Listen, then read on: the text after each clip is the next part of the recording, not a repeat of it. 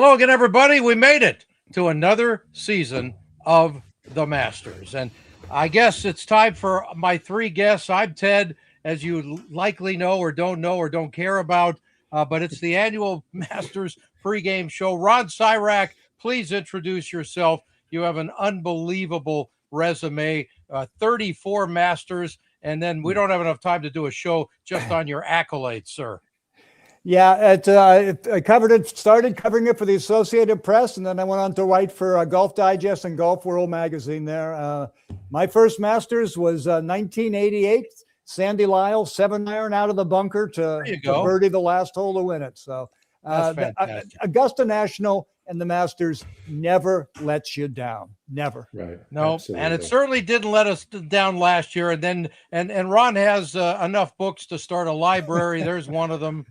So go out and buy 5 of them, at least for your friends. And if you don't have any friends, go make some friends. Larry, the golf guy, you got to talk to us along with Brady. You guys are linked together, whether you like it or not. Brady Riggs is here, top 100 golf pro. I think he's top 10, but what the hell do I know? Brady, welcome to the show, guy. Thank you, Ted, for having me as always. Looking forward to this conversation. I'm sure it'll be as lively as last time. But yes, the Ryder Cup, we really destroyed them. we had a ball. We had a ball, and we had unbelievable feedback as well. If you don't know about Brady, there's 2 of his prize students. Give us the latest on what's going on with Yanni Zen as you've turned into a left-handed putter real quick. You know, Yanni's doing great. She made 2 cuts in a row the last 2 events on the LPGA Tour. So when they reshuffle, it'll really help her schedule. So she'll be getting into quite a few events. She's got 3 majors this year, KPMG, Chevron, and the Open Championship. So, nice. You know, she's playing great. Her confidence is much higher than it was last year, even at this time when she was doing well. But winning back in Taiwan in October was, you know, massive for her. So she's playing with house money. She's ready to roll. So I'm looking forward to a big year. I think she'll get in contention somewhere. She still has all the length she had, and now she doesn't have the yips. So you gotta love that. And next to her, Daniel Kang, one of your absolute great students ever, back-to-back U.S. amateurs. And hey, who else has done that? Not too many, right? Not too many. Before her, Kate Cockrell was the previous one before her. There you go. You know, Danielle's doing really well. Her life's in a much better place in terms of all of her, you know, many things that she's got going. She's hitting the ball better. Yes, and her health's good. She's hitting the ball better than I've seen her hit in a long time. I think she's just finding the joy in golf again, and maybe even for the first time, you know, where she maybe felt like she had to, but I really think she's enjoying the game more. I'm excited to see where that takes her this year. So it's we'll find out. You know, and we're excited about Larry the Golf Guy's always interesting podcast. Larry Stein, thanks for joining us again. What's your latest show about? So I just had on my person who was a partner of mine for 30 years at Latham before he became USGA president, Mark Newell, is my last podcast. 65th president of the USGA, who was pretty consequential. He, you know, led the rules modernization, which led to the biggest change of the rules in 2019, did the anchoring putter rule, chaired the rules committee, World Handicap Initiative, revamped the governance of the USGA, had a pretty big impact on the USGA. And it's a good listen because, as Brady will appreciate, he doesn't miss the opportunity to make fun of me having been in the putting wilderness for 25 years. Yes, Larry is one of the original left-handed putters. Right, exactly. One of the fake left-handed putters. Right. Ted, let me jump in and say one thing. Please. The Yanni Sen story is one of the great stories in all of sports. Unbelievable. People world number 1 here, dominant at one time. I covered her at the peak of her game. By the age of 23, she had 15 LPGA wins and 5 major championships. And then I saw her last year at Erin Hills at the U.S. Women's Open, and what a joy it was. I went up to her and I said, "Do you remember me?" You know, and she turns around and gives me this big hug, you know, because such a nice person. I hadn't seen her in probably 14 years. Yeah, exactly. Like well, Mr. Riggs is the man in charge of getting her to come back to being herself. Incredible job. Yeah, thank you, Ron. I must say, thank you for saying that because, you know, I've known Anthony Kim since he was 7. and his story is great. But I really think Yanni, you know, I don't think it gets the credit that it deserves, and not from me, but from her, and just her fight that she's got in her, and so much grit, and she loves golf, and she's so good for the game. You know, you saw her at Erin Hills. What a great interview she gave at the press gathering. She's just awesome. I think she's fantastic for golf. Yeah. Yeah, agreed. Okay, so I screwed up and I didn't have our normal open. So let's Jim Nantz introduce the week as he should.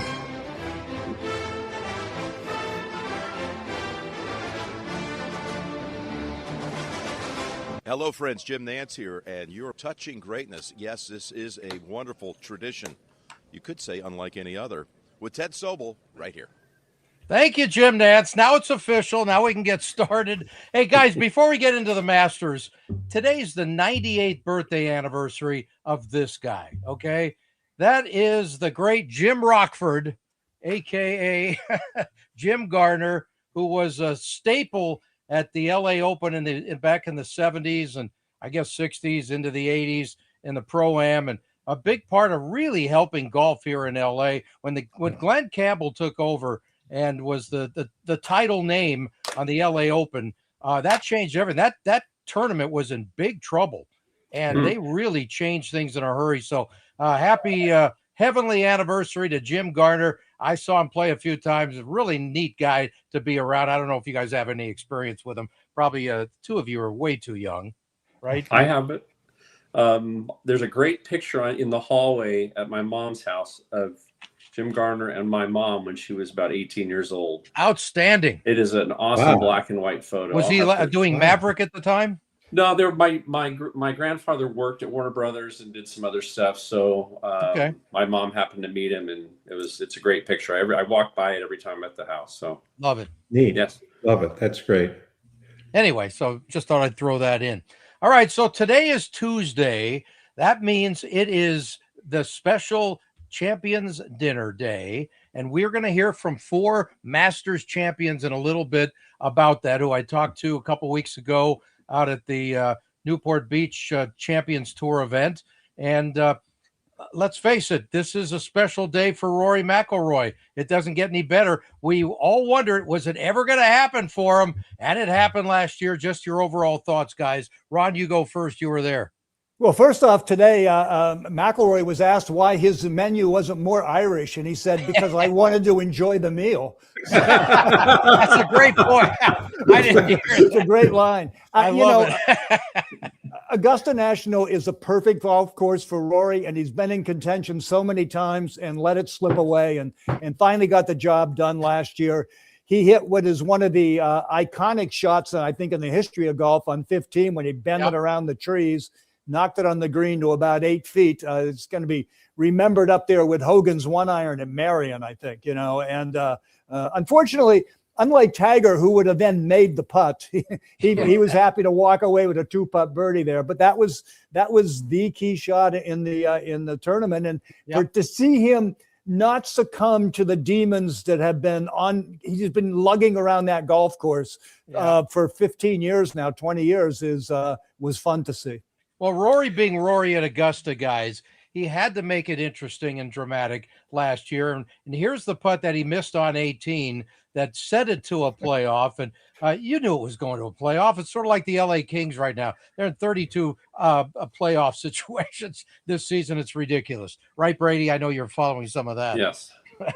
But also just the swings in emotion on that back nine. I mean, you know, and that's, you know, right. The tournament doesn't start till the back nine on Sunday at Augusta National. And the fact that he laid up on 13 and has a simple half wedge, 70 yards, 80 yards maybe, and puts it in the creek.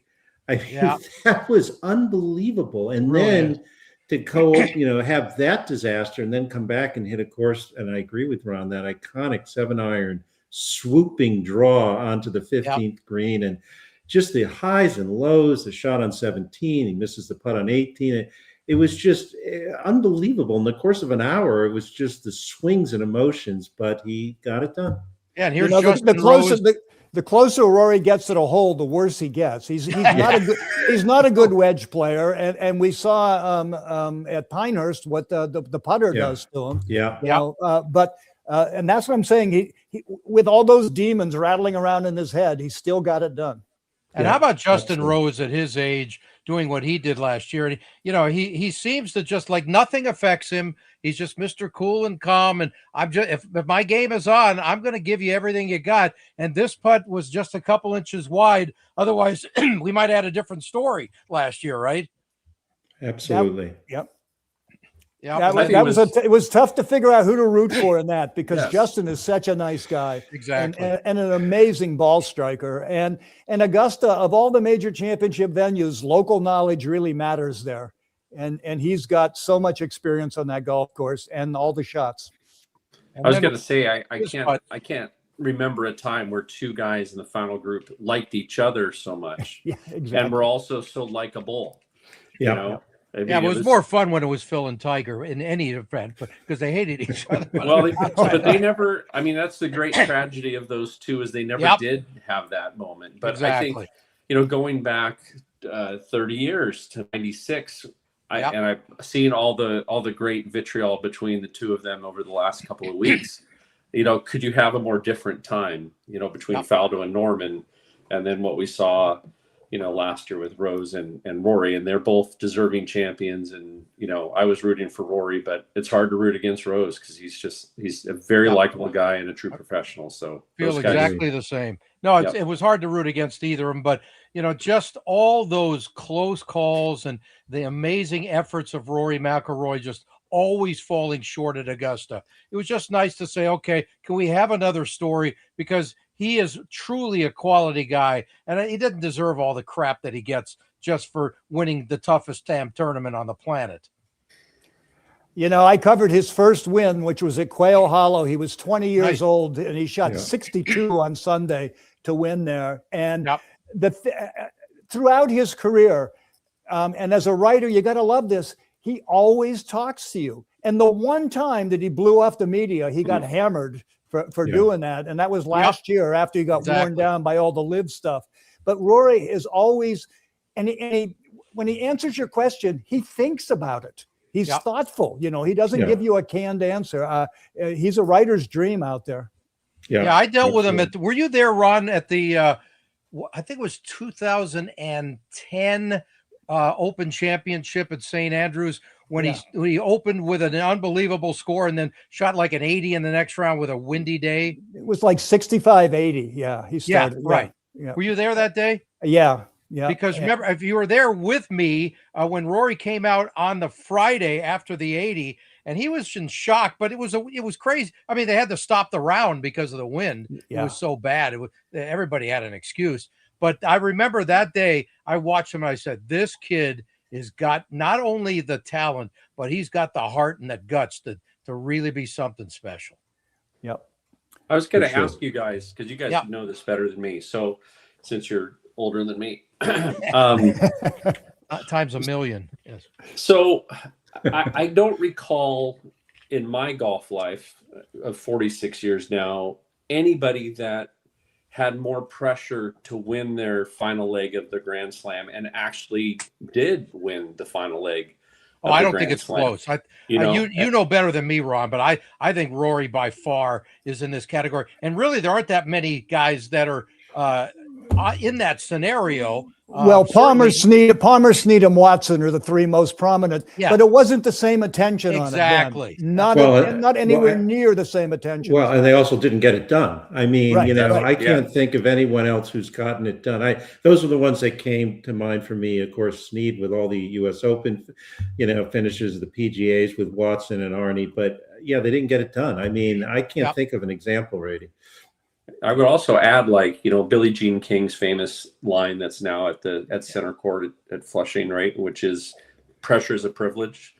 And I think for Rory, pressure was a burden, in some ways. But like you said, Ron, he always would, he dealt with it head on, I think to his credit, and he faced it. And to have him overcome it, I think is one of the coolest things that I've experienced as a golf fan since I started watching the game in 1980. I would put it close to Jack winning in 86, but I feel like, what an accomplishment to win the Grand Slam as it is, but to do it the way that he had to do it after all those years and so many chances, and then to actually get it done. I think that might be the most improbable, but also incredible victory maybe in golf history, to overcome that amount of pressure, and everybody just waiting for him to collapse. And then the way that he kind of did collapse, right. I think I was saying, like, I think he lost the Masters 5 times on Sunday and won it 6 times. Right, exactly. And it was just, he just happened to win it one more time than he lost it. I mean, for 10 years in the majors, there's been this sense of inevitability of when is Rory going to screw up? And you're sitting there waiting for the tragic flaw to emerge. And it had been, since, what was he going back to 2014 since he had won a major? Yes. Yep. Yeah, which is absolutely hard to believe. Yep. I mean, with his talent, it really is. Hey, we got since we're talking Rory, we have a question from one of the viewers here, and just your thoughts on this. And is the pressure totally off him? I would think, obviously, the pressure's totally, except for how much he's going to eat tonight is with the pressure, right? At his dinner. I think he will be playing. I think he'll be playing more carefree this year, and it is a golf course that suits his game well because it's a long hitters golf course. As we discussed earlier, the weakness of his game is his wedge play. And from what I'm hearing this week down there, they've got the course exactly where they want. It's firm and fast, and there's going to be no rain. It's going to be very bouncy. Controlling your golf ball is going to be really important. And I think that wedge play and play around the green is going to be really important, not Rory's strength. Exactly. No, I agree with that. Yeah, I mean, it's in the whole field is interesting this year because you don't have Rory coming in with a strong start to the season. Scotty, is by Scotty standards, which is pretty high, has been scuffling a little bit the last couple of events. And so you don't really. It's interesting. I'm sure we'll talk about, who we think, our dark horses and favorites are, but you don't have the clear front runner like you've had the last couple of years. Yep. Yeah. What do you think about firm and fast and how that's going to affect this year's field, guys? Because, weather has just always been such a factor over the last bunch of years. And it looks like it's just go out and play now, baby, which is fantastic. Although I'd like to see a little more wind. I always think wind is just too good. There's probably always going to be some around Amen Corner anyway, right? Yeah, that's what makes number 12 such a great hole is you can't feel we will the get wind. into 12. You can't feel the wind on the tee there. Exactly. Yeah. What do you think, Brady, on this firm and fast conditions and just play, baby? The driver's not the most important club in the bag at Augusta. So it's the second shot golf course. The person who can control their yardages and hit it in the right sections of the green. I wouldn't say quadrants. I think that's a little too generous at Augusta National, for the second shots. But I think, it's an iron player's world out there. And that's the guy that's going to have the most opportunities. Right. I do think chipping is underrated there. I really do. And I think Scheffler's strength, in my opinion, is his chipping and pitching. He is a ridiculously good chipper and pitcher of the ball. Yeah. So, I mean, he won a few years ago holding out on 3, which was a ridiculous shot. So I think that's where the favorite should come from, is the guy whose proximity to the hole is the best. And you can be loose off the tee, and get it done out there. And I think that's what makes it so fun is there's a lot of ways to win at Augusta. There really, really are. You could be Zach Johnson, you could be Mike Weir, or you could be, John Rahm and Rory and hit all over the place. So, and we will hear, by the way, from Mike Weir and Zach Johnson, who I spoke to last week. Nice. Thank you for bringing that up. I'm here to help. Exactly. But are you guys all basically in the same ballpark that whatever the conditions are, it is still about maybe a dozen guys can win this, and the rest are really much longer shots, or no? Go ahead, anybody. I don't know. It's just interesting when you start looking at it. Brady and I have talked about this before. I think lefties are really favored at Augusta more than some other courses. You hit the pull on on 12 you're going long. It's not a cut like it is for a right-handed person. Yes. There's a few other examples. I look at the lefties. I look at, if I had, Robert McIntyre and Akshay, would I naturally put, if we were talking about the US Open, I don't know that I'd be mentioning them, but I think, they're on my list here because I think it favors them. And they're both playing super well this year. Akshay just won at Bay Hill, and, Right. McIntyre's played well. So I don't know. I think, like Brady said, I think it's, we've had long hitters, we've had wedge players and stuff. I don't know. I'd probably go a little beyond 12. It's rare that Augusta produces a winner who comes out of nowhere, though. That's true. And if it's somebody like Bataille or McIntyre, that wouldn't be they're not coming out of nowhere. They've been on our radar screen. So that I agree with. They are legitimate, sort of that middle of the. They're in the top of the second tier if you look at the betting odds out there.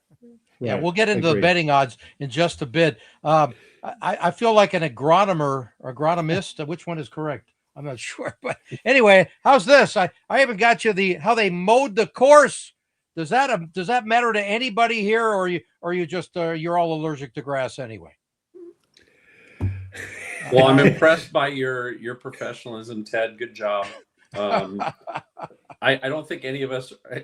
I mean, you guys have all been to Augusta, so the thing that struck me when I first went there was just how much subtlety there was on the greens. Yep. For how fast the greens were. Yeah. Like you would think because I'd watched on TV forever, and you would have thought like 16 had this massive tilt in the green. It's not that massive. It's just that the greens are getting that fast, and with the slope that they've got, that's when it starts to get really unbelievably quick.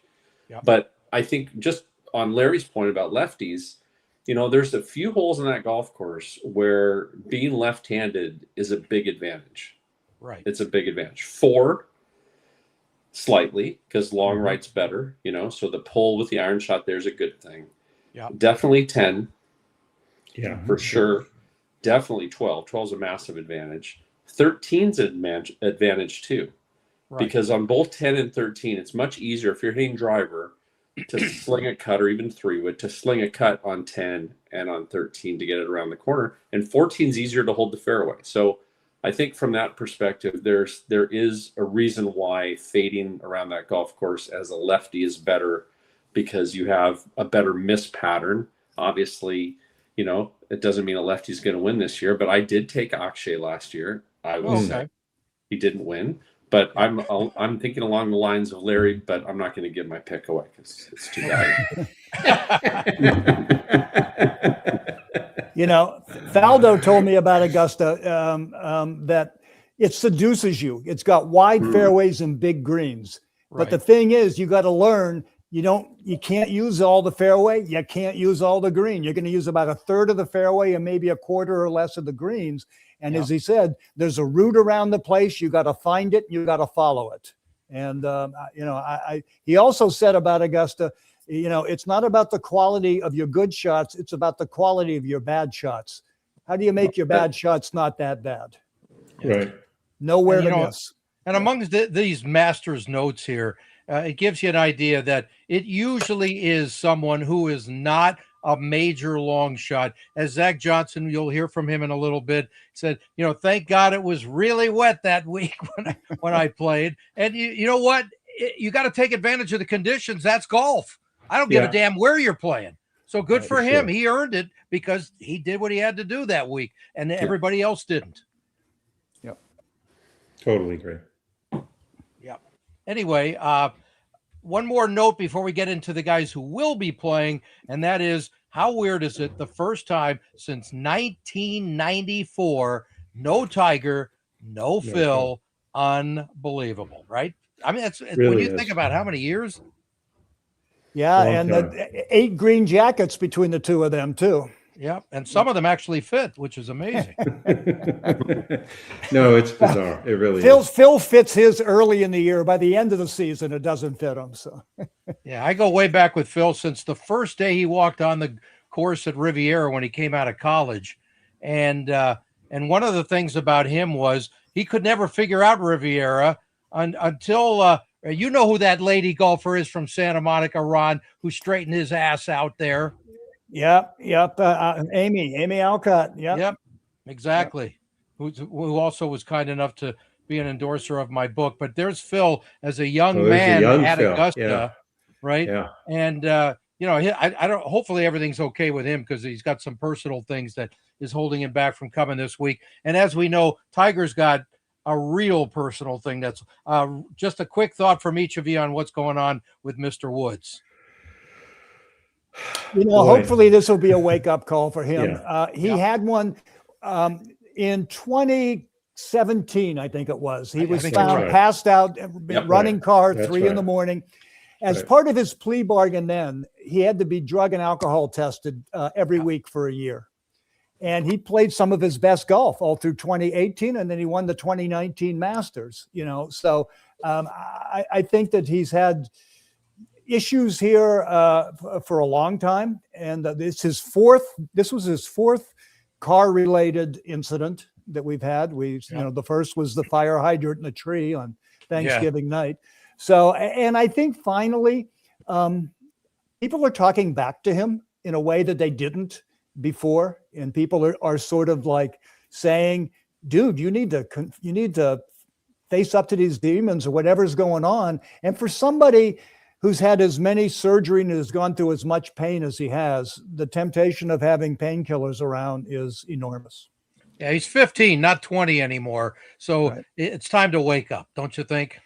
100%. I mean, the fact that car tipped like that going down a residential street, it's a miracle. The speed, that no one else got hurt. I totally agree with Ron, a wake-up call. Look, the guy, what's happened to his body, and, we can speculate how much of that is running in lead boots when he tried to go with the, Camp Pendleton folks and see Tim Six, and how much of it was other things. But whatever caused it, his body has just been a wreck, and I can't even fathom the pain he goes through with that. And so, but he has to get this under control, and I do think this will be a major wake-up call for him.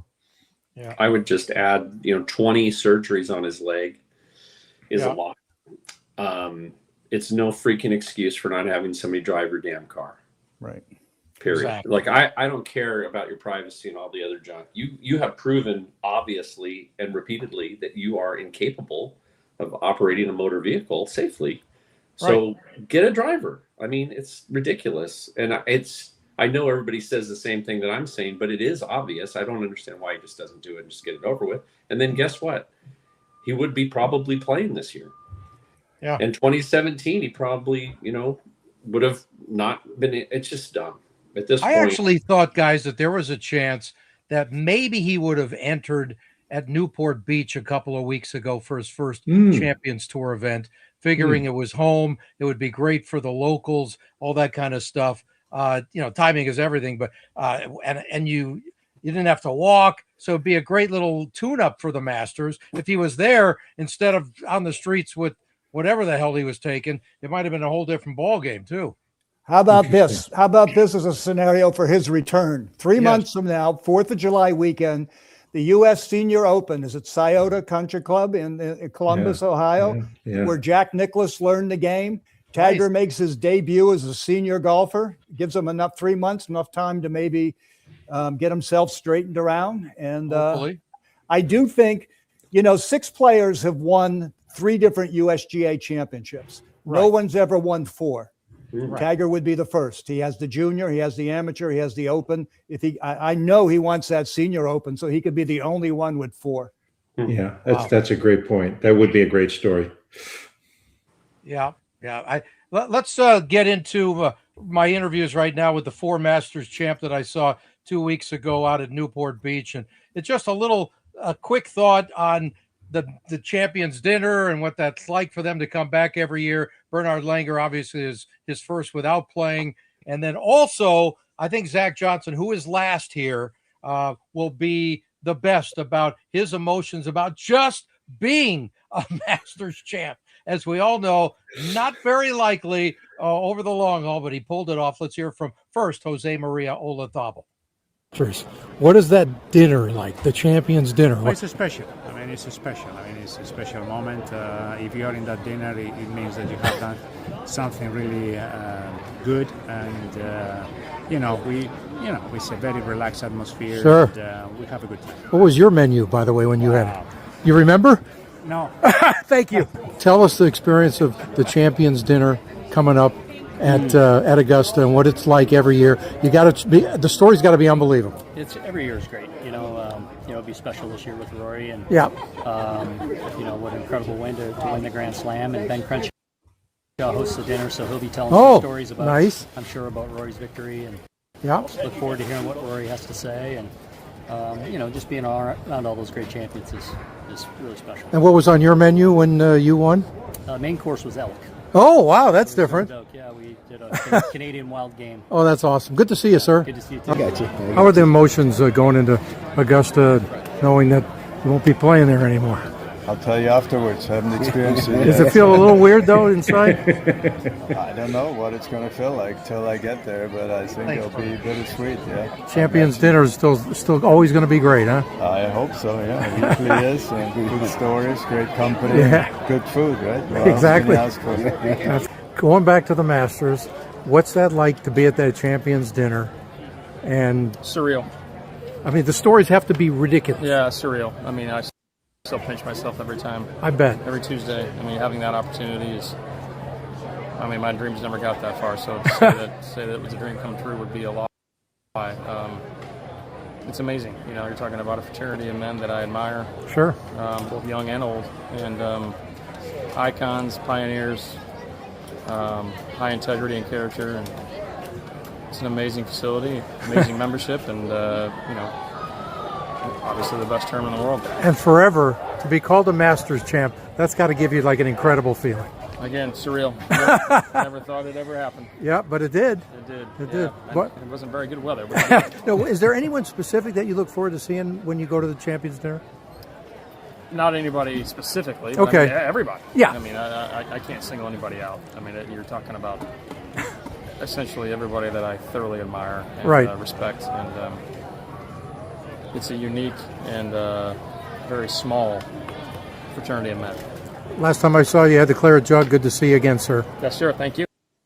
There he is. Going to the Masters. Okay. What is that dinner like? Hang on here. Get out of there, Jose. Anyway, so just a little flavor of the guy. You get them off the course after their final round, good or bad. They're not in the mood to talk. So I just thought, okay, I'll just ask about the Champions Dinner. They can't deny me for that. So just to get that was great. One of the things I always think is so interesting about it is people don't view Hogan as exactly this big personality. Very famous, but he's the one who started it. He's the one who, told Cliff Roberts we should do it. And some of those old pictures of those first Champions Dinners with Herman Kaiser and Nelson and Snead and stuff, are amazing. But it's so interesting to me that's where it got started with Ben. Yep. Okay, so they stretched the course a little bit more, as they, I guess, tend to do now on a regular basis, right? It's over 7,565 yards. 10 yards to the 17th hole, extensions on that par 5 second, and 35 yards. They keep going further back. They're going to be in somebody's backyard on number 13. I don't know what the hell how much more. They keep buying land, right? So they can be at a gas station one day for a tee shot from there. Ted, what I'd love to see them do, and I'm curious what Ron thinks about this, get rid of the second cut. Go back to the way the golf course was meant to be played. It was supposed to be the inland St. Andrews. Let the thing roll and keep rolling to get into trouble. I think Crenshaw is the one who said, there's a guy who knows a little bit about golf courses. He said they function like bumpers in a bowling alley, having the second cut. They're not going to go do that, but I'd love to see that and let the ball keep rolling. I agree. Let the ball roll into the pine straw, and then hit it up the pine straw. It's only the second cut's, I think, an inch and 3/8, so it's not all. It's not big. It doesn't slow it down a whole lot. When I first started to go to Augusta, it was 69.85. Wow. The distance. So they've essentially added a very long par 5 to the, amazing. to the golf course over the time. And I there's some changes. I thought number 7 used to be one of the great short par 4s in golf. I totally agree with you. And I think stretching it out, the 2 holes I'm glad they haven't messed around with are number 3 and number 12, which are just perfect the way they are. But 7, in my mind, is an example of a hole that was better when it was a 365-yard par 4. Yeah, I completely and agree I with thank that. Brady Riggs for teaching me how to hit out of the pine straw. There I am at Augusta. I have no idea where that ball went. I don't even remember. Brady, I don't want to see you in the pine straw first. Exactly. Well, if you taught me to hit it straight, I wouldn't have been there. Well, shockingly to no one, you're in the right pine straw too. So on the length thing, I just wanted to go back for a sec. So you guys watched Valero over the weekend on Sunday? Yeah, some of it. I thought 18 was awesome. It was a 3-shot par 5. It was fantastic. Guys were having to strategize for their layup. It brought a whole nother feature into it. I know one of the things we love about Augusta is the fact that the back 9. I still think 15, in my opinion, is the most decisive hole in the final round. I mean, that's where eagles are made, and that's where Seve, we've just seen so many things happen on that hole that decide the champion. I know you could point to 12, obviously, but I think somewhere along the way, like I was watching 75, Nicklaus's 1-iron, then he hit into 15. And then Rory last year sweeping 7-iron around, from a tee that was obviously a little further back than where Jack was in 75. But I still think the shot values, especially 13, require you to be able to hit. It should be a middle iron at least to a long iron, potentially even a fairway wood or metal, whatever you want to call it. On 13, off that side hill, downhill lie to that green that's narrow and sitting up. I mean, that's a different level of skill. It is a different level of skill than to try and hit 7-iron in there, in my opinion. So I think it's good that they push it back because of where the equipment is. And I know that's a whole nother podcast that we've all had many times, But I do think you do want to bring it back to that being a skill set, that you do have to hit a middle to long iron off a side hill lie. That's hard to do. That's a very difficult skill. So I'm glad that they're trying their best to make 13 be a par 5 where you have to make a decision. I wish 15 was more like that too, because when that green's rock hard and you're coming in there with something that's lower, that's a nightmare. Yeah. I mean, you're better off in the right bunker than you are going for that green, because it can hit the green and then bounce over into the back. And that's when the course is really playing at its best. You can go back to the mid-70s. I mean, when Nicklaus would, there was a week where Jack, was hitting 3 woods in there and he was knocking into the 16th pond. I mean, that's doable when you're with how firm and fast it is when you're hitting that kind of club into that green.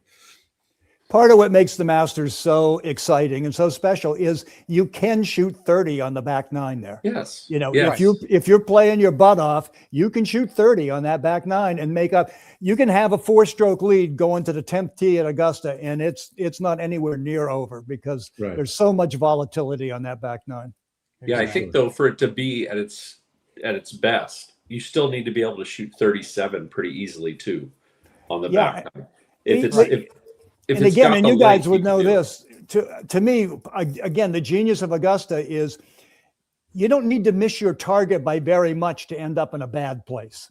Like you can hit a shot into a green and you miss your target by a yard and the ball's going to roll 40 feet away. So you can shoot 37 and not play that badly. Just be missing your targets by a little bit. It's the brilliance of the course. One last thing on this, just from a statistical standpoint. So, 200 yards away on the PGA Tour, the average from the fairway is 42 feet from the target.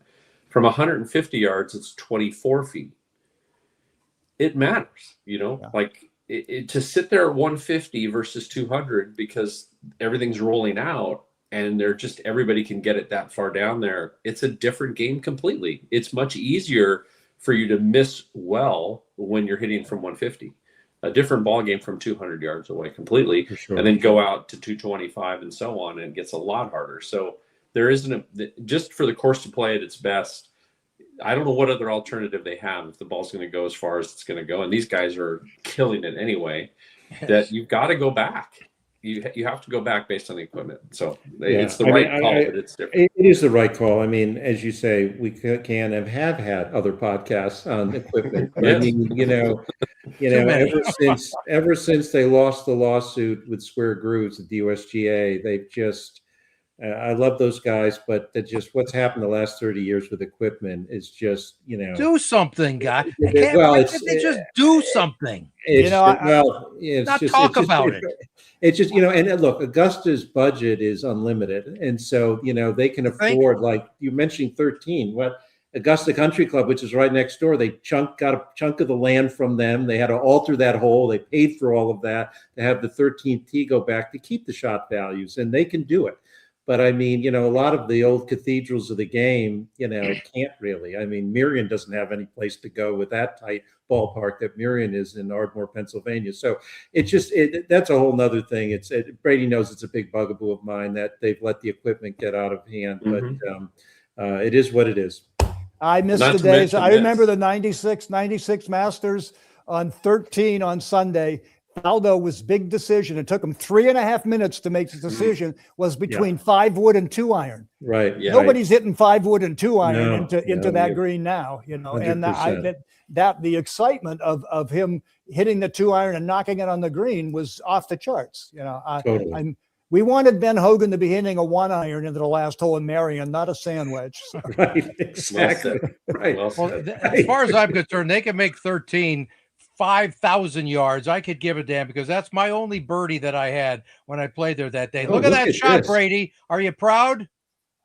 I would prefer just to see where the ball ended up.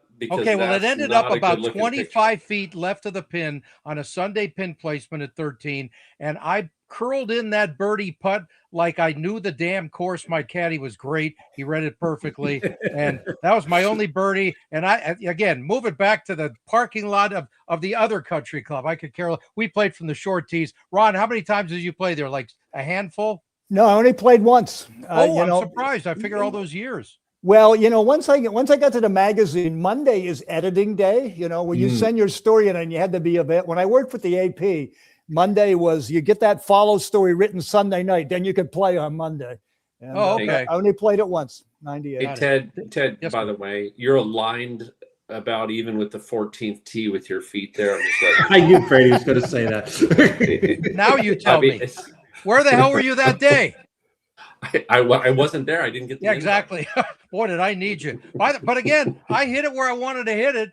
So it was a good shot. And by the way, that's Tiger with similar shot. He's a little further back than I am. But of course, that was his second shot. This was my third shot because the caddy said to me, "You want to hit it about 215 and go for it?" And I said, "Nope, I already lost 3 in the creek. I'm done." So I laid up and then I hit the birdie putt. So I played it smarter than most.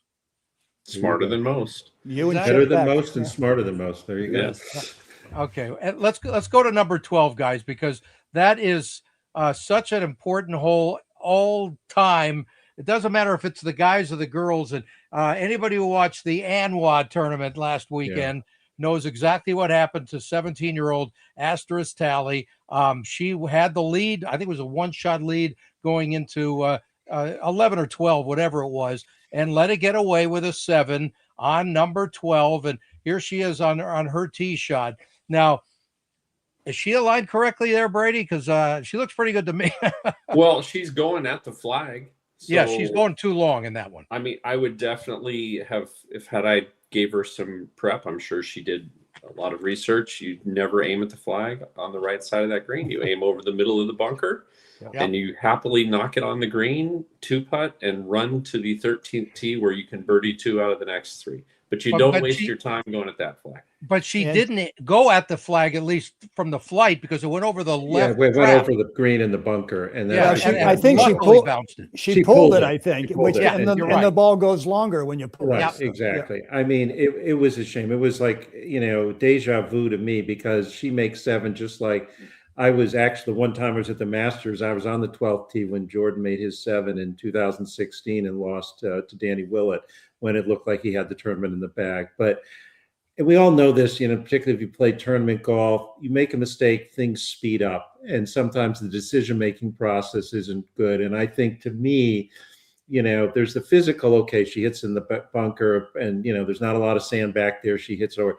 The mistake was dropping the next one in the bunker, and then she ends up doing the same thing. And then she goes back across, and then she gets up and down. So, if she had done that with the first ball, she would have gotten 5 instead of 7. But it's tough. Things speed up when you're in that situation. Yes, they do. And I want to stress here, guys, that I know Asterisk will eventually be watching, because one of you will let her know that we're talking about her.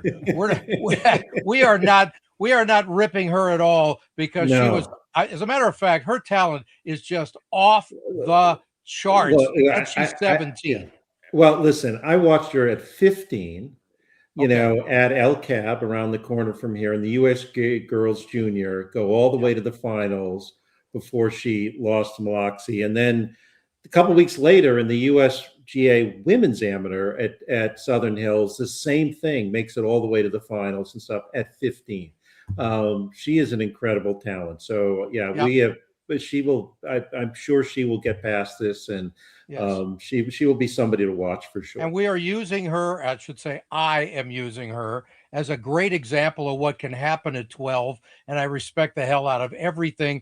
And when she's 27, she's going to be laughing this off, because she's going to have so many wins. She's going to say, "Oh, that was just a fun day and it got away. What are you going to do?" But anyway, here's an aerial view of number 12, which I know every inch of this, because my tee shot when I played there in 2014, and here it was. Here's my am I lined up correctly here, Brady?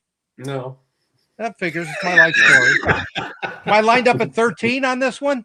Yes. It's no wonder I can't hit the goddamn thing straight. Anyway, you got to get a good teacher. I'm waiting. I hope I live that long.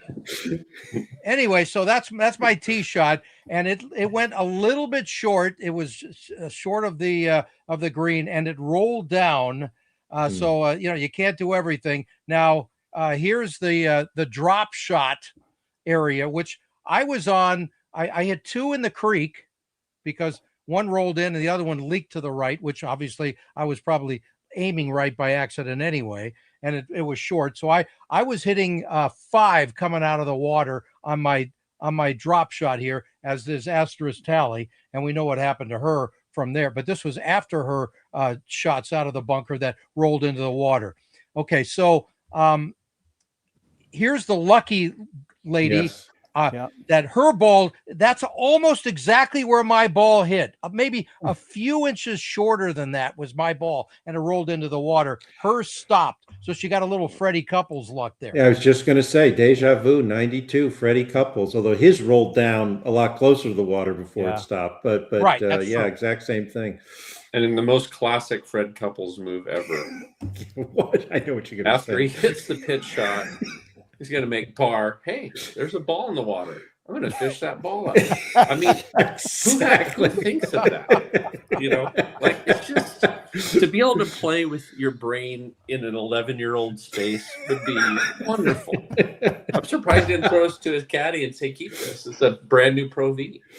No, it's ridiculous. That's funny. Like when I had Johnny Bench as my unofficial caddy out at when I played the Pro-Am out at the Kraft Nabisco in the old days of the Dinah Shore course, and he brought his long ball retriever, and I think he brought back about 15 balls out of. He said, "This is my favorite thing to do when I golf is find free balls. Thank you, Mr. Hall of Fame baseball player." That's funny.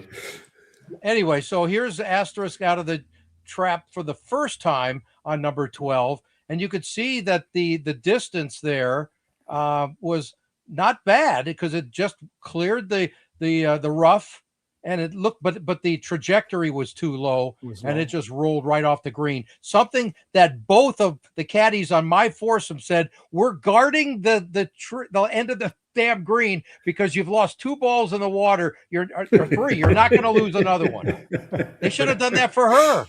If I was caddying for her in that moment, I would have said, "Look, if you were aiming right of the flag, yes, if it happens to go hot and it ends up in the other bunker, we can get up and down for 4." Exactly.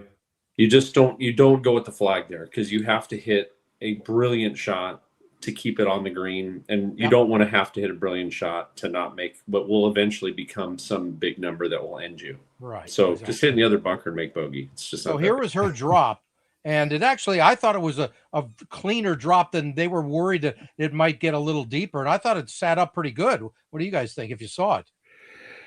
Yeah, I just don't. I mean, listening to her talk about it afterward, I just don't think there was a lot of sand in that bunker, and it was hard to get under it and spin it. But the more fundamental point is what Brady said. You just you got to take the big number out of play, and the way to do that is not to aim where she's aiming, but to aim the other way. Right.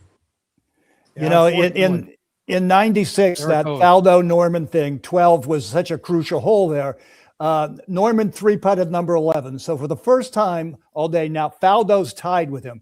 And a year later, I got Faldo and Norman separately, and I had him talk me through that final round.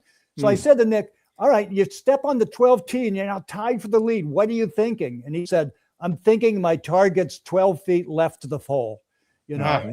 And I said, where did you hit it? And I knew where he hit it. He said, I hit it 12 feet left to the hole. And I said, now what are you thinking? He said, I'm thinking Greg's shot just got a whole lot harder. Wow. And Greg hit it in the water. Yes, he did. Yeah. By the way, talking about how Astra's tally is just even keel, nothing bothers her. This putt for a 7 was so damn good. I mean, she just put it in like, that's no big deal, just another putt, and then moved on and then birdied 13. I mean, that to me was the most impressive part of all of it. Yeah. I've seen her at a couple of the U.S. Women's Opens, and starting when she was like 15, I think, probably the first one. And she's got everything it's going to take to handle the spotlight. You know, she's not afraid of the spotlight at all. She's comfortable in it, and I think that this was going to be a good learning experience for her. Yeah, absolutely. I totally agree. Yeah, and there she is again. But we want to give credit to the winner as well. And there she is. You know, there's something about this girl too. You talk about cool walking down. I mean, it's like every shot, no big deal. The pride of Arkansas. Absolutely. The only winner there shorter than Ian Woosnan. So. Well said. That's a good one. I like that. I love it. I love it. And there's all my little collage of pictures out at Augusta. We're done talking about me because I shot a 103. If it wasn't for what Alan, my caddy at Augusta, said, he called my number 12 the Great 8. I had an 8. I holed out of the bunker. Brady, you would have been proud. That's when they covered the green with caddies. You're not losing a ball. I hold out. He said it's the only time in his 25 years he's ever seen anybody hold out from the right bunker, looking at it towards the pin from the tee, and that on a Sunday pin placement. Not bad. Impressive. Huh? Impressive. Yeah, I didn't know what I was doing, but a win is a win. That was my win. Anyway, so bottom line, guys, is Amen Corner, a thought on how that might affect this week's event. Well, again, if it's going to play the way that they're saying now, it's going to play firm and fast and bouncy. 13 and 15. Well, 13 is the end of Amen Corner. Is going to be one of the decisive holes there. And again, number 12. And this goes, but let's go back to our distance discussion a little bit here. Okay. Yeah. Now, 12 is a great example that the best par threes in golf are when the players have a scoring club in their hand. You know, Right. it's Totally those, agree. you think of the postage stamp hole, you think of number true, 7 at right. Pebble, Yeah. you know, number 12 at Marion that cost Mickelson that US Open there. You know, they have a scoring club. And the most boring is what they did to number 4 at Augusta, where they can stretch it out to 240 now. You know, you just hit the ball to the center of the green and go on. All those decisions come into play on 12, and you get on that tee, and because of the trees, you can't feel the wind, you know, and and it's really hard to figure out what the ball's going to do. And it's why some guys hit shots and it looks on TV like, wow, that was a horrible shot. It may not have been that bad of a shot. It's just a brilliantly designed hole. Yeah. It was a little windy the day I played too, so I'll use that as an excuse. I had no idea. And when I hit my third shot, which was my actual second tee shot, The guy said, "You want to go to the drop area?" And I said, "Hell no, I'm never playing here again. Let's go for it again." Then I hit it back into Rays Creek. So whatever, doesn't matter. It just requires the discipline of a Nicklaus or a Woods. You don't aim at the flag on Sunday. You go over the bunker, take the club to the middle, and and we mentioned early 2019. I mean, how many people opened the door for Tiger? I mean, and dumped it in the water there. I mean, kept a bunch of others. It's just you need the mental discipline to not go at the flag, and that sounds easy, but there's a lot of people who struggle with that when it comes down the stretch on Sunday at Augusta. I always think of Indiana Jones in The Last Crusade with Sean Connery playing his dad, and Indy's trying to grab the Grail, and Sean Connery says, "Let it go, Indy," or whatever. And it's like, no, I can reach it. Let it go. Right. And exactly. It's hard to let it go on that hole because it's just sitting right there. It's only another 15 feet over. Why would I just aim at that? And it's because all you have to do is mishit it a little bit. Yeah. That 2019 Masters, there were probably 5 other players who should have won that tournament besides Tiger. You're right. And it was one of the few times where Tiger played the final round of a major in a very Nicklaus-like way. He did. Yeah. He played it very conservatively, and he let other people make the mistakes. Yeah, totally agreed. And he came from behind, which is unusual too. He had never done it in a major. He'd never done it, and I think just I always say the second smartest player I've ever watched play golf was Tiger Woods. I think Jack was the smartest player, but you're right. He basically said, "I know exactly how to get around this golf course. Somebody's going to make a mistake on almost every opportunity. They're going to blow it somewhere. Somebody will hit it short on 9. Somebody's going to pull it on 10 left. Somebody's going to hit it in the creek on 11. Somebody's going to leave it short on 12. They're just going to make mistakes. And if I just play properly going in here, yes, you can shoot 30, 31, 32 fairly easily, but you have to do it the right way. There's a right way to play that back 9, and Tiger's incredibly smart on the golf course. No doubt about it. He's very, very smart. In '96, Norman made every mistake that you just enumerated. Right. He spun it off a 9. He hit it into the water on 12. Exactly. Yeah, he went from the shark to the guppy in a hurry again. Unfortunately, unbelievable. It really was. By the way, Tiger's win in 2019 was the last time that I was covering at Augusta. I think I'm good. I don't think I'm ever going to top that. If I never go back, Ron, not a bad way to end it, right? That's a good one. That was a great one. That's a good one. And by the way, number 12. I had 3 in a row, a 95, 96, 97. Crenshaw, Faldo Norman, Tiger Woods' first one. Wow. I would argue that no major has ever had 3 tournaments in a row quite as compelling as that. That's crazy. Yeah, that is a good triple. I agree. And then one of the things that I saw from Saturday that I had totally forgotten, one of the girls almost had a hole in one on number 12. And they had mentioned there's only been 3 in the history of the Masters and the men's, right? I was like, what? That seems hard to believe. Yep. Doesn't it? The best one was Claude Harmon's, right? When Hogan didn't even realize that he made the ace. That I know Ron knows that story. But there's no video on that, though, right? No, but I just love that story. It's such a classic. Who knows if it's true or not, but it's such a classic Ben Hogan story. All the Hogan stories, it doesn't matter whether they're true or not, because they all make the same point, right? Right, exactly. Right. But Brady, again, on a Sunday pin placement, which on 12, which is over on the right side, right, upper right side near the trap, which made my shot even better, by the way, out of the sand. Just thought I'd throw that in because I know I'm trying to make you look good there, Brady. You're the one who taught me everything. Too late. It's too Brady late. Taught me everything I don't know, so it's all good. Anyway, Use your error. But would you just literally go for the middle of the green no matter what on that? Yeah. Well, I mean, if it's front left, like it will be on one of the first 2 rounds, then right. You have a little more room bouncing over that green and even left of that location. But the thing about that hole is you're fine in the front bunker, completely fine. And even if you're on the very far left-hand side of the fringe in the back of the green, right, you can still putt to the Sunday flag on 12. Right. There's no reason whatsoever to go at that flag. All you're going to do there is make something bigger than 3 if you make a little mistake. And you don't need to make 2 there. You have opportunities going, coming in. You obviously have 13 and 15, 16, if you hit a good iron shot within about a 20-foot space to the right of the hole, it'll come down close. Yeah. 17, you can make birdie on. There's chances in there. And there's a lot of people that have won the Masters birdieing the 18th hole, So there's no reason to do it there. It's kind of like we always say about, tournament golf. You can't win it on Thursday, but you can lose it. And that's the 12th hole on Sunday. Yep. You're not going to win the golf tournament on hitting it at the flag, but you can lose the tournament there. So don't lose it there. Hang around.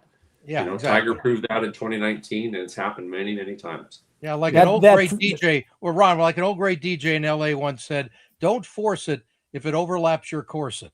So go ahead. You can... I was going to say that front bunker is probably the best miss on 12. Yes. Exactly. Yeah, it totally is. You have an uphill bunker shot. Yep. Exactly. The cool thing is if you do aim there, and if you're even on the left half of that, which is where I would go if I was anywhere near the lead, I would go exactly there, because if I push a little bit, I'm in the bunker. If I'm taking enough club to carry it, I should be able to carry it if I do push a little bit, even though it goes slightly shorter, and that would be an accidental close to the hole.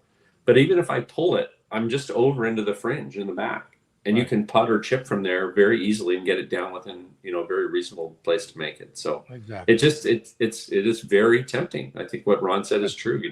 It entices you. It kind of mesmerizes you with the possibilities, and then it punishes you when you make the bad decision. Yep. That back nine is all about patience. One of my favorite Hogan quotes: one year he shoots like 67, and he laid up on 15. And the reporter asked him afterwards, "Why did you lay up?" And he said, "Because I didn't need a 3." Which was, he said, I can lay up and make 4. He said, but I didn't. I'm going to go for it if I needed a 3. I didn't need a 3. Love it.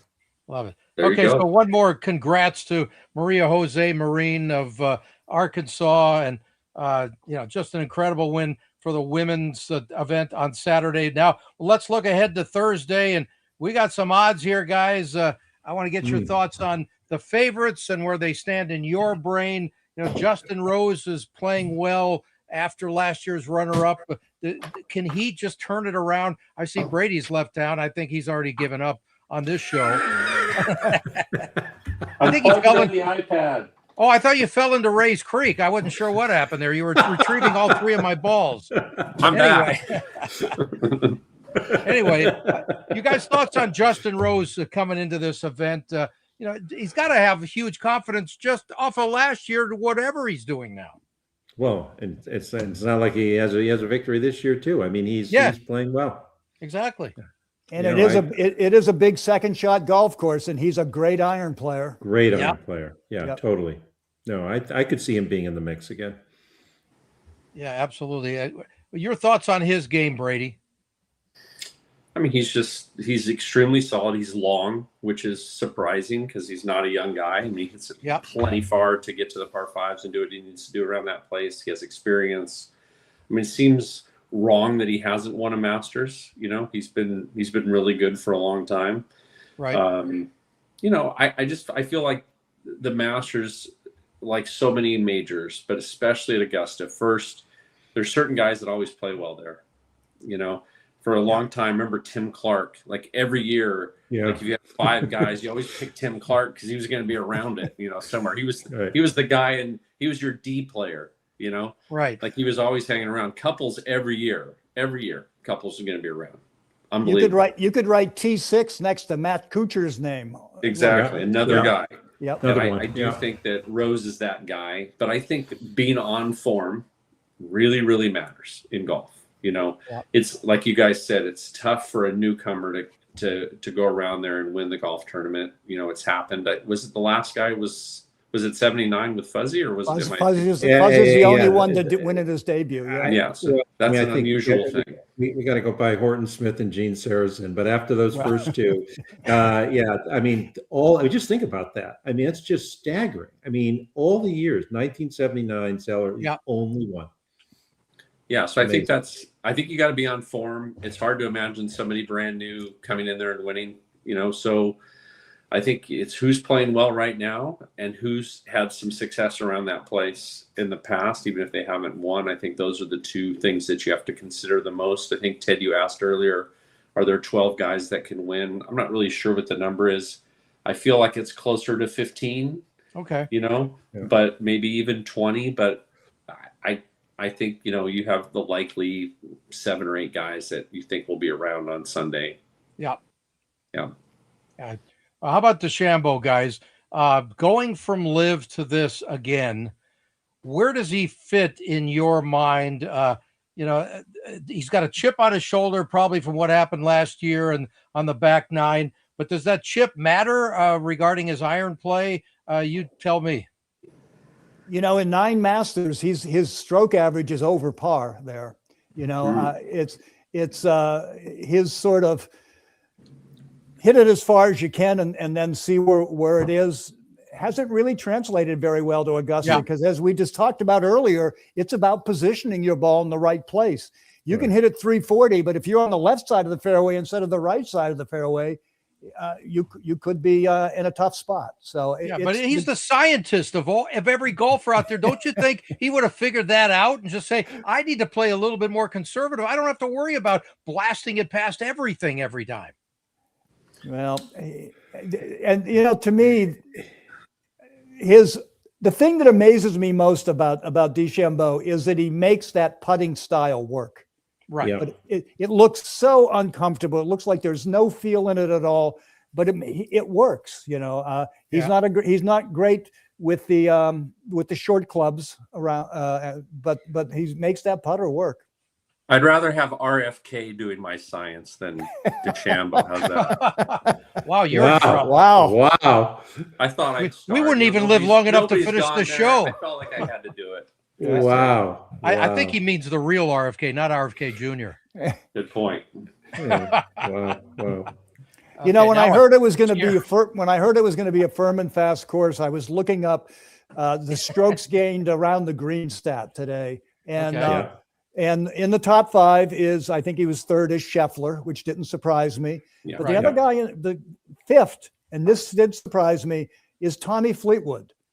Okay. Now, because I feel like I've seen him miss a lot of 6-foot putts, but he's a great chipper, and he's somebody, he becomes a sentimental favorite for everybody because he's just such a likable guy, and he's let so many tournaments slip away from him. I think that we're going to see him on the leaderboard on Sunday. I totally agree. I think I agree with that too. Not a totally shocked scenario there, but it's just that he just doesn't seem to find his way when it matters. It's certainly in the big events. I think he's the only thing I don't like about his game for Augusta is that he's very punchy with his irons and a little flighted down. Yeah. And if it's as firm as everybody's predicting, then that might not be the greatest trajectory to win this particular week. If it gets windy, he's a surefire bet. But I think you want high and soft this week. You got to bring it down from the heavens if you're going to have a chance. So you've got to be able to really, really get the ball up in the air quickly and high and be able to control it, not just in the air, but also on the ground. So I think that becomes a longer hitters, venue. How about Colin Morikawa, guys? I was up at Pebble when he won. Actually got about 30 seconds with him after he walked off and was signing all the pin flags and everything when he was done. And I said, you know what? Not only are you just a perfect winner here, being a California guy, and I know you always wanted to win at Pebble, but you've got the game for Augusta. And he just smiled and he goes, I am so ready for this. and I think he is ready. What do you think? I think it's about the putting with him. I mean, he's the best, as good an iron player as there is. I mean, he's at Scheffler's level in terms of distance control with his irons, but I think it's about the putting. I mean, if he can have a good putting week, I definitely could see him being in the mix. Yeah. And he's had major struggles at number 11 over his several tournaments there. That's killed him. So he needs to not do a Ted Sobel and stay out of the damn drink. I don't know what to tell you. How is he feeling physically? How's his back? Do we know where he's at? I don't think that's been an issue. Not that I remember. Yeah, I don't know. I don't know anything about that now. Well, he pulled out of, was it the Players early in the Players? Yeah, I think that's right. It was somewhere in there. I think he played one hole and called it. So I don't know. I don't think we've seen him necessarily since then. So we'll see. Yeah, there's been a couple of guys who've pulled out since, and Rory is one of them, obviously. And just your thoughts, if that he took a few weeks off after he pulled out of, I guess it was the Palmer, right, where he withdrew early in that. Bay Hill, yeah. So who knows, right? I assume he's right. I mean, he hasn't said a word, and he's got the best therapist in the world, I'm sure. So if anybody's ready to go, I'd be shocked if he wasn't. But does it matter not playing 3 weeks before this? Well, he's got so much experience on that golf course, that's I think that he's going to go in playing with house money, as we said earlier. I think he's going to go in more relaxed and more at ease than he's been in a lot. I used to think that Greg Norman was the greatest driver of the golf ball I ever saw until I saw Rory McIlroy. And when he has his A game with the driver, he is just he's unbelievable. To me, what Rory's tragic flaw has always been is with his A game, he's the best player in the world. And I think that's still true now. Yeah. But he has trouble winning when he has less than his A game. Yeah. He doesn't struggle very well, And his A game he gets down on himself. You see it in his body language. You totally do. Yeah. Yeah, no doubt about that. But his A game is not always there as much as it used to be. And I don't know how much of that is just age and now he's got a family and all that kind of stuff that comes into play. And speaking about family, I mean, just your thoughts on Scotty Scheffler just had another baby and he took a few weeks off. So can he just turn it back on again? He's not been quite sharp this year the way we expected him coming in. Yeah, I think the expectations for him are so high. So I went back and looked at this. Here's what I wrote down. Win, T3, T4, T12, T24, T22 the last 2 weeks. I knew it was in the 20s. Yeah. I mean, it's, anybody else with that, we'd say, oh, they're totally on their game. They're ready. And so I also think we talked about his short game, which is so critical at Augusta, especially if it's playing firm and fast. He is a wizard on that stuff. I would expect him to be in the mix. What do you think of his game, Brady? I agree. I think he's going to be right there. Yeah. I mean, he had some lefts in him when he was playing horribly and finishing T22 or whatever it was. It's just ridiculous. But I mean, I think if you had 5 Masters to play, over the next 5 weeks, he'd win over the course of those 5 weeks. Not only would he win at least one of those tournaments, but he'd be the lowest. He'd be the furthest under par. Right. So I think he's the safest bet of anybody because he's not going to blow himself out of a tournament. He's going to keep fighting. Like Ron said, I think the thing about Rory is he struggles, and then he struggles when he's struggling, Right. Yeah. Where Scheffler has a way of kind of hanging in there. And next thing you know, he shot 6 under on Saturday, and on Sunday he's 4 under through 8. And you're like, is he going to win again? Like he was 8 back, or exactly. That happened like 3 weeks in a row, I think. Well, even I mean, just the way he can right the ship even within a round. I mean, think about the PGA last year, right? I mean, it looked like that front 9. I've never seen him that, and then gets it together and finishes it. I mean, he's an amazing player. I mean, just amazing. And yeah, Rory is a generational talent. There's no doubt about it. But I totally agree with what Ron said. Rory does not struggle well. And when he's bouncing and you see that bounce in his step, he's playing well. When you see those slump shoulders, you don't see that on Scheffler. Scheffler is steady and gets it done.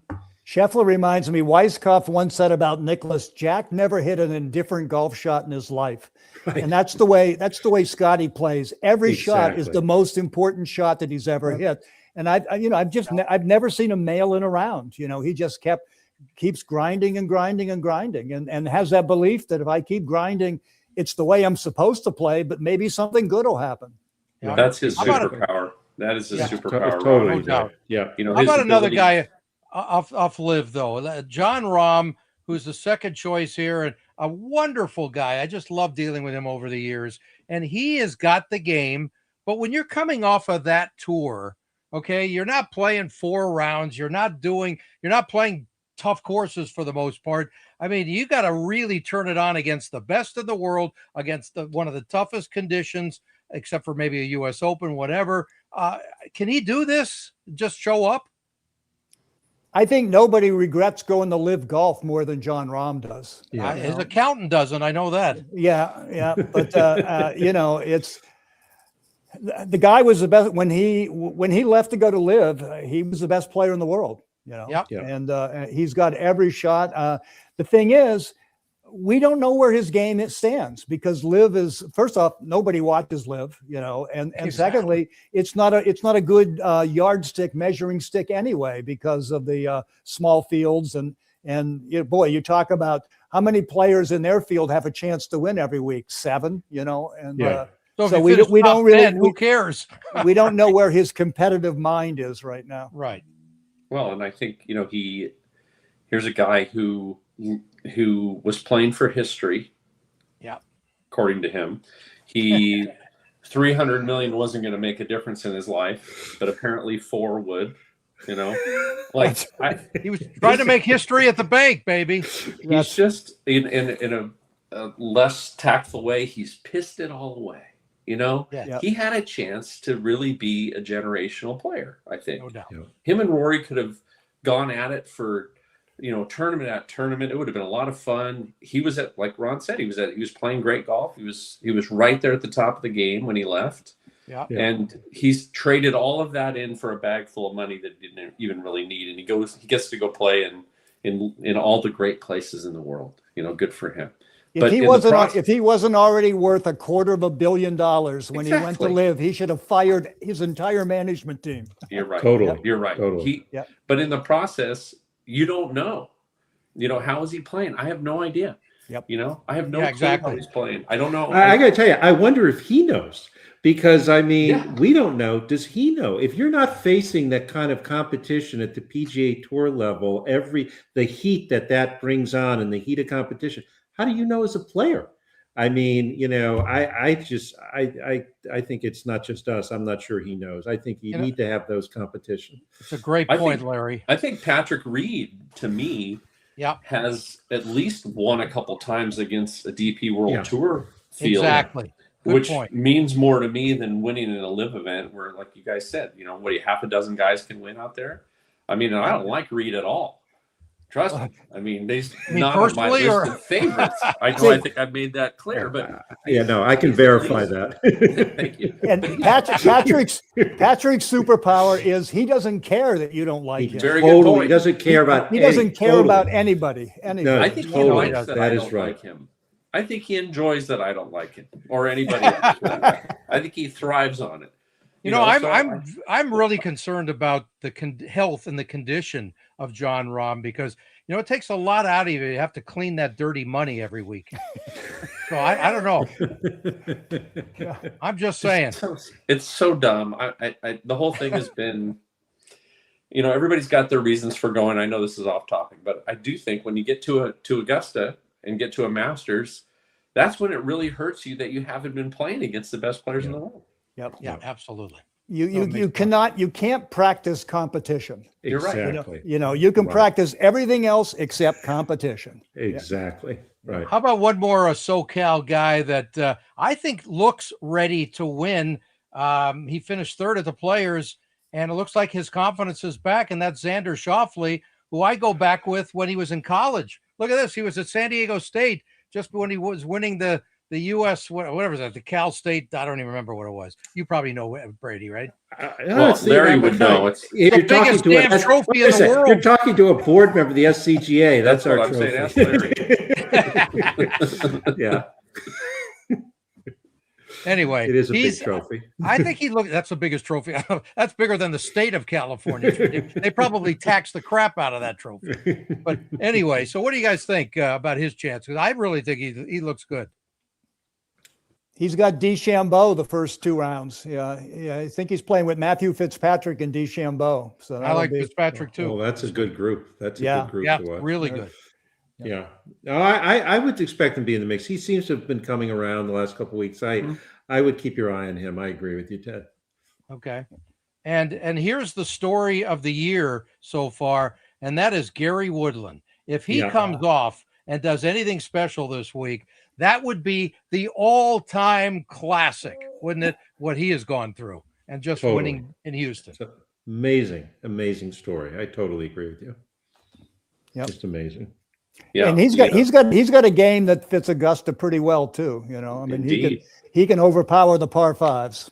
Totally, he's a great athlete. I mean, he was a Division I basketball player. I mean, before he turned to golf, he can still move that ball. Absolutely. And I think of '94, and maybe that emotion carries on through like it did in '94. But how about Ludwig Oberg, who looks like he could be all world, but his Sundays tend to be a little bit like, okay, I'm not so sure I can handle this. And I think that will all change because he's just too damn good. But so far, Sundays have been an issue for him overall.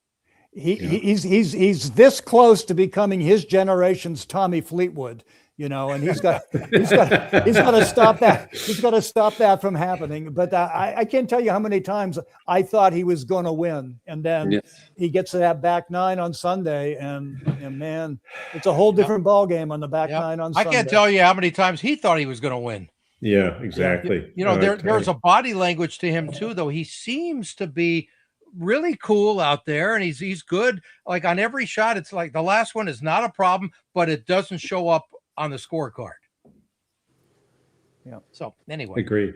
But he's got the game, so wouldn't be shocked if he's right there on Sunday again, guys. Yeah, and, great golf swing. Yeah. Yeah, and another guy who's looks like he's finally got his confidence is Cam Young. To win TPC, and it looks like okay, I'm ready for the big time now. Well, and I actually am expecting him to do really well this week. I mean, I think putting was a weakness for him. He seems to have gotten that under control. Weak putters do not win at Augusta National, that's for sure. And the fact that is now seemingly, a strong part of his game and an incredible driver of the golf ball, that's for sure. So I would expect him to do well. I like that golf swing. That's just a wonderful rhythm to it. I could never, if I swang that slowly, I'd drop the club at the top of my swing. That's funny. I'm going to drop in two more names, and then you guys tell me who you like. Jacob Bridgman, maybe the best putter on tour right now. He's been unbelievable, and that sort of helps on that course. Last time I checked, worst finish this season, T18. I mean, he could be a shocker. You never know if he's in the mix. Yeah, he's played great. He's played absolutely great this year. I agree. What do you think of his swing there? Can you analyze it a little bit, Brady? Yeah, I mean, he doesn't have a ton of speed. He's not extraordinarily long. He absolutely is making everything, and that makes up for a lot of ills in golf. I do think that, historically, just being a great putter is not enough at Augusta, but anybody that's if you're on the PGA Tour, you're really good at golf. And if your worst finish is a T18 for the year, you're playing pretty well, so that's not a guy you say, oh, he can't win at Augusta. He can absolutely, if he gets it going, he can win there because you're really good if you've got a card. You're really good. That's for sure. The quote of the year, by the way. Thank you. I'm here. Sometimes you got to state the obvious, Ted. That's what I do here. I am Mr. Obvious. I got one more. I don't know if he's obvious to you, but I really like his game right now. T2 at Pebble, and it's been in the mix a handful of times. That's Min-Woo Lee. His game looks just outstanding. He's been really consistent coming in. He'd be a fun winner too. He's got a great sense of humor, and he would be a fun winner. And he's played some really good golf at Augusta. There was one year he shot like really low final round, like 64, something like that, to get a top 10. So he's played well there. But he's Australian. They don't play well at Augusta. So. As long as he doesn't have a shark on his back of his shirt, I think he's got a chance. Yeah. All right. So guys, Ron, let's start with you. Give us your favorite and whatever the dark horse is. I'm going to go with Tommy Fleetwood because, I agree with you saying about the low ball flight, but until Sunday, or you mean even through Sunday? All the way through. I think that Tommy, is I think about the first 6 or 7 Masters I covered was won by a European. Lyle, Faldo, Langer, Olazabal, because their up and down game around the greens they're so creative. They can handle those tight lies around the greens, and a lot of winning any major, but particularly there is making those 5-foot par putts. Making and so that's the question for me with Tommy is I know he can chip well enough to win there. Can he putt well enough to win there? But I like his overall game. Great. What do you think, Larry? Well, I kind of tipped my hand a little bit at the beginning, in terms of lefties. Mike Weir. I like Batia. I think that Akshay is really playing well, and I could see him breaking through here. I mean, I guess maybe I don't know if you call him a dark horse or favorite, but I mean, I would keep my eye on him. And the other person I would just mention that is playing so well that we haven't talked about is Fitzpatrick. Yeah. And I be interesting in that cross-handed chipping on those tight lies, but he's played really, really well. So those are the two I'm sort of keeping my eye on. Okay. I'm going with Langer because he cheats the best with the. I was glad we covered that. Okay. Really have to cheat. I give Akshay credit because he doesn't cheat with the long putter, as far as I can tell. Does not look like Langer. That's another podcast. I apologize. By the way, Batia is 66-1 the last I looked, so I'll put a few bucks on that baby. I had him last year. Maybe I'll just be a year off, but I'm picking Fitzpatrick. He's my guy. So I like it. Interesting. You and I haven't talked ahead of time. That's interesting. No, we haven't talked ahead of time. He's my number one. I think he's long enough. He's just the guy. Likes the pressure. I think he's built for this, and always like a European in the Masters. After what Ron said too, I'm big on that. My dark horse is Maverick. I think he's been playing really good golf. He's another guy that is very steady. He doesn't need the money, No, he doesn't. Yeah. No. Scott has left him. Yeah, I think he's okay there. He's 98-1, by the way, Maverick. Okay, I think those are my two. I do think I didn't mention it, but I do think Rory he's freed up, man. I mean, think about the week going in that he's had this week versus last year, right?